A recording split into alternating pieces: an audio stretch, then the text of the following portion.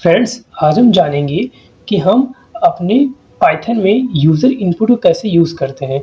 User input का मतलब अगर हम डेली बेस से लें तो हम जैसे कि मतलब हम कोई भी फॉर्म फिलअप करते हैं तो हमसे वो मेरा नाम पूछता है, एड्रेस पूछता है, लोकल एड्रेस पूछता है, आईडी और हमारा पासवर्ड।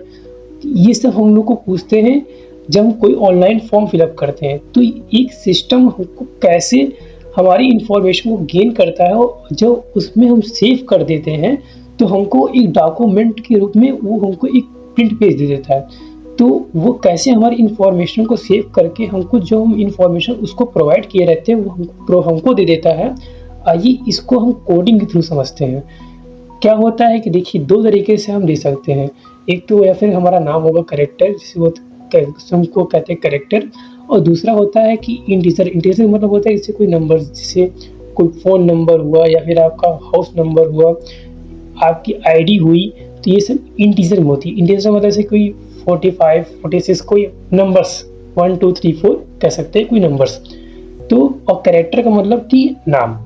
तो हम अभी जो है इन्हीं 2 लोगों को, एक नाम को और दूसरा आप कह सकते हैं कि एज, 2 चीज़ को अभी हम एंट्री करा के दिखाते हैं। इसी फॉर्मेट को यूज़ करके आप और भी चीज़ें जैसे कि ईमेल एड्रेस, आईडी और मोबाइल नंबर सबका इसी फॉर्मेट से यूज़ करके आप और भी चीज़ें इसमें गेन कर सकते हैं। आइए समझते हैं। हम पहले अपने नाम को एंट्री करवाएँगे और फिर अपनी एज को एंट्री करवाते हैं। तो नाम को एंट्री कराने के लिए सबसे पहले हमने एक वेरिएबल तैयार किया।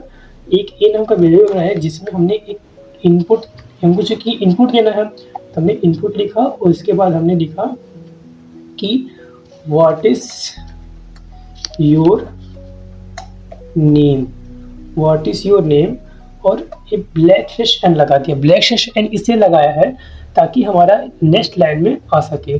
ठीक इसी तरीके से हम एक बी नाम का वेरिएबल बनाएंगे और बी नाम के वेरिएबल की हमारा बी नाम का वेरिएबल बन रहा है, ये हमारा इंटीजर टाइप का रहेगा। तो इंटीजर के लिए हम बनाएंगे एक इंट। इंट बना के हमने लिखा इनपुट, इनपुट और उसके बाद हमको जैसे आप मान लेते हैं हमारी एज क्या है उसको कराना है। तो व्हाट इज योर एज। ठीक, और देखिए 2 क्वेश्चन हमने यहाँ से तैयार किया है और ये हमको हम अपने सिस्टम को बताएंगे कि मेरी एज क्या है और मेरा नाम क्या है। फिर ये हमको अपना एक डॉक्यूमेंट प्रिंट करके दे देगा कि आपका नाम ये है और आपकी एज ये है। ठीक, तो देखते हैं। देखिए हमने एक 2 चीज़ को लिख लिया है, एक अपने नाम को प्रिंट कराना है और दूसरा अपनी एज को। अब हमको इसको प्रिंट कराने के लिए एक प्रिंट स्टेटमेंट लिखना पड़ेगा। तो प्रिंट लिखने के लिए प्रिंट लिखा।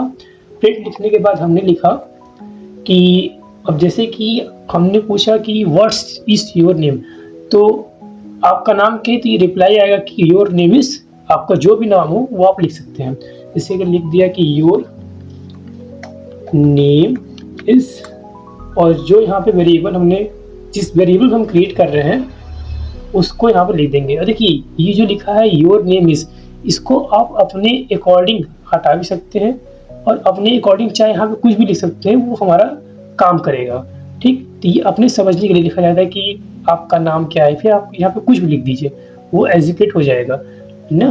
और इसके बाद हम क्या, इसके बाद जो बी नाम का वेरिएबल बना है, जैसे कि हम बी नाम का वेरिएबल बना है उसके अंदर हम प्रिंट लिखेंगे। प्रिंट लिखने के बाद हमने लिखा कि योर